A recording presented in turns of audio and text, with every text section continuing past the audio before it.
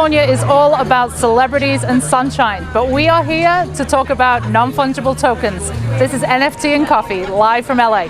Welcome to your new favorite multi-platform talk show, where we will get to know the non-fungible humans that are shaping the NFT community.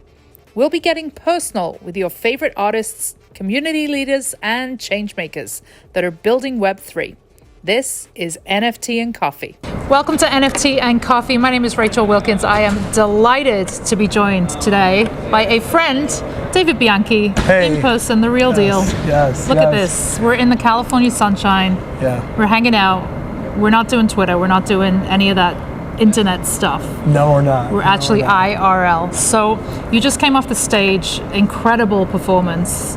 Your Spinema, one of your latest pieces. Can you tell us a little bit about that? Sure. I'm excited to finally see you. I mean, it's been such a rare thing, you know? I just got off stage from performing Break the Bars, which is the third Spinema film that I directed that I minted as an NFT. And it was the first film to hold a red carpet premiere in the metaverse. And it was minted on Maker's Place on the Ethereum blockchain.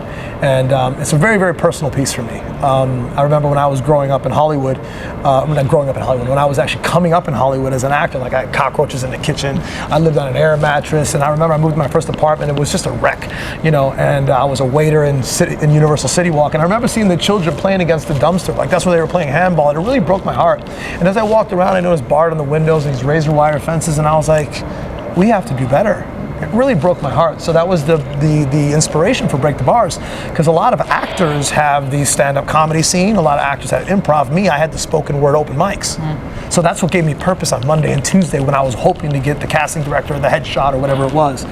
And so, you know, flash forward to where we are today, performing it at the Los Angeles Convention Center, you know, in front of 2,000 people, in that format with that degree of production value,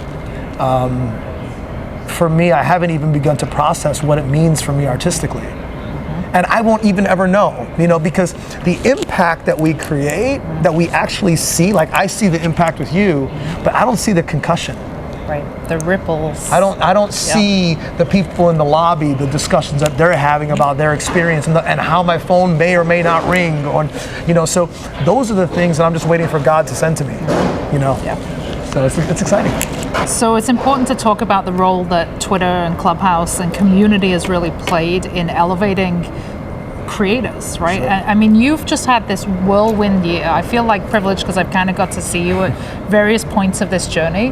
But you're somebody who came into the space with already, you know, you're established as an artist, as a creative. Sure.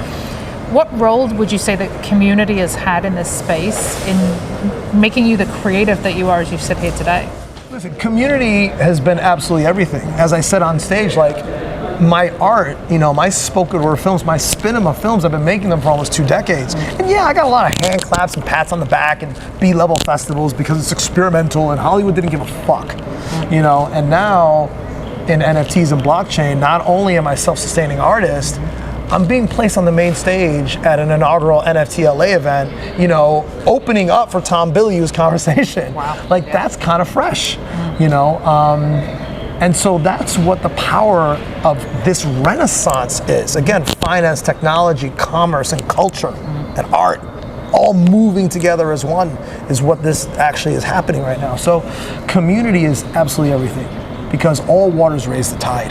And you collect some of my pieces. Yeah, your first piece. Right, exactly. And one of my Genesis pieces. And so if it weren't for you amplifying my voice, and other people on Twitter amplifying my voice, and me amplifying my own voice, and so on and so forth, you know, I wouldn't be here. Now, with all that being said, I also caution the artist that you gotta have a lot of gumption. You have to be fearless. Being a trailblazer isn't always safe. It's not always comfortable. It's oftentimes very lonely. And you have to come with really good quality work. Because you can make all the noise you want, but if people realize that you're a substitute for substance, that your spine is weak, it's over. Because this world is so fickle. And how do you stay relevant? You know, I often say success is bliss, but it's oh so fragile.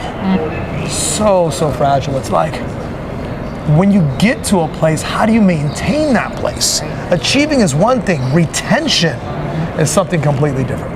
That's a whole new acumen, you know. It takes grit. It takes grit, perseverance, and it takes community, and being an actor, being a public figure in NFTs. I'm not doxxed. So I am always David Bianchi. Right. I gotta be careful of what I say. I can't go run around, take my clothes off and shit. Like I can't get, might make some money if you mint that. Right, right. But I have to, I have to really consider how I comport myself. And also more importantly, because from my ancestry's perspective, I'm talking about socially conscious issues. So I carry a responsibility of the weight of that voice. Right. How did it feel in that moment when you were able to stand there at George Floyd's memorial, know that you were contributing to his fund, his family, to this social movement, this incredible moment in history? Yeah. How did that feel? Well, I must say I wasn't there in person because of COVID. The event got really, really scaled down. But I do know that they did show it. I had a conversation with Bridget Floyd and also the heads of the organization, the George Floyd Memorial Foundation.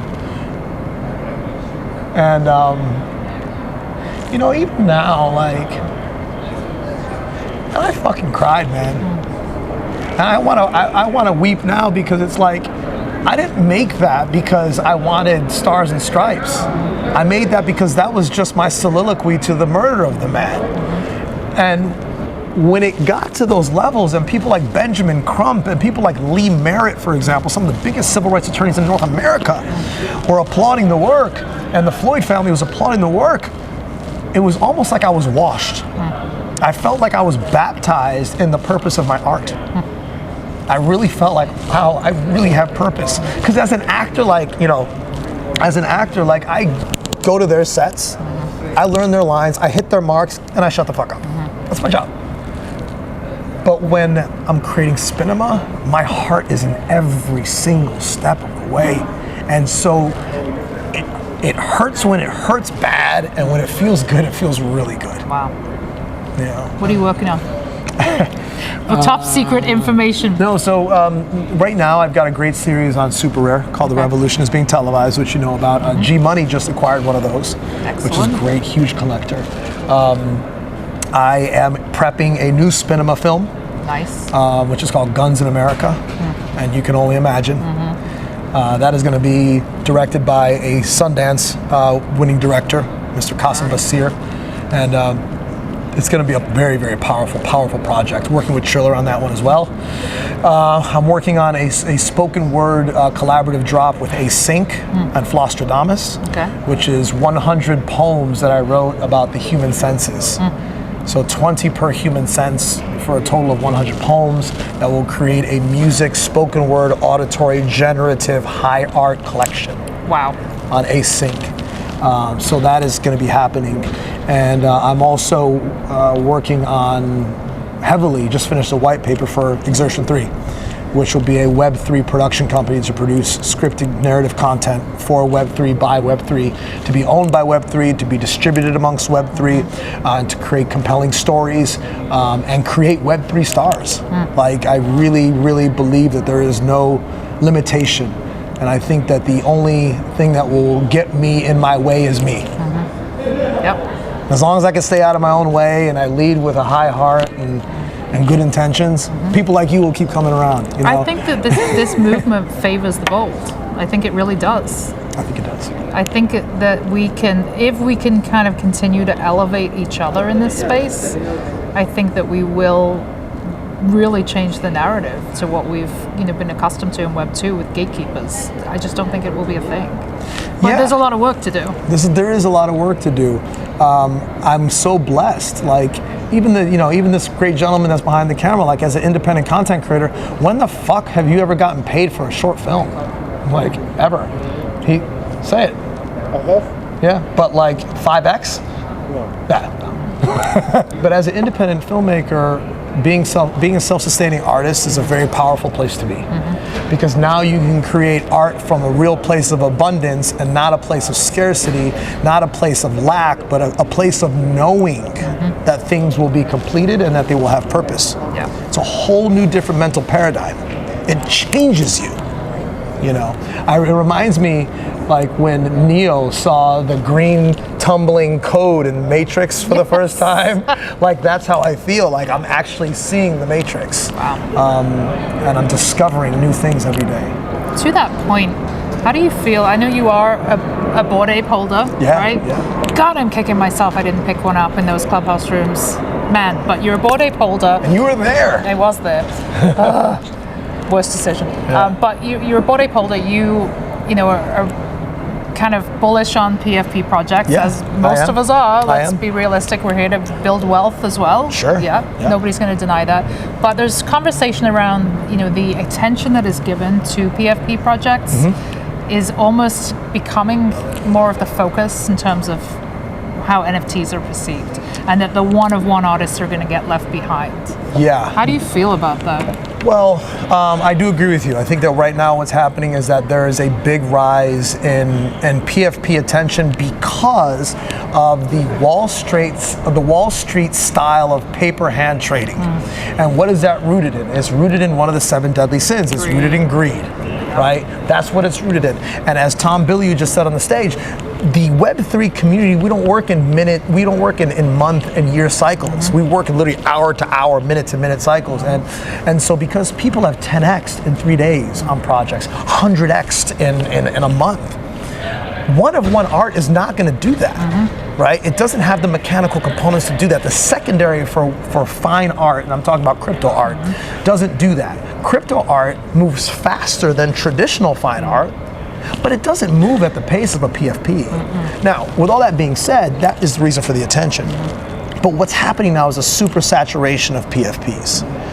Everybody and their mother has a PFP drop. It's the new animal of the week, it's the vegetable of the week, it's the sneaker of the week, it's the fucking cigarette, whatever, the bush of the week, whatever the hell it is. And a lot of people are losing a lot of money.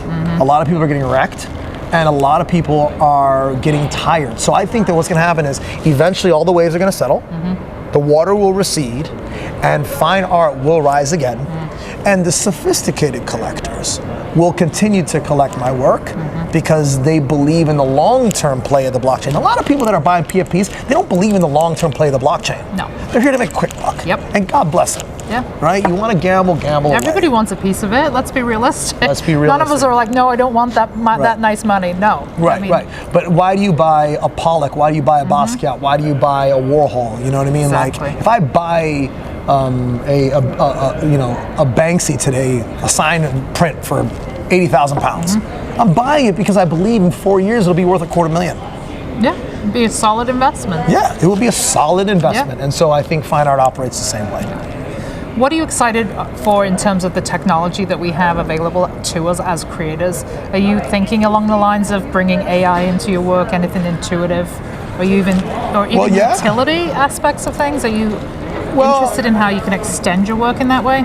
Yes, I am. I mean, with the async project that I mentioned, I mean, there is some AI associated with that. I mean, it is sort of it's more of a randomized sort of smart contract situation, not really AI.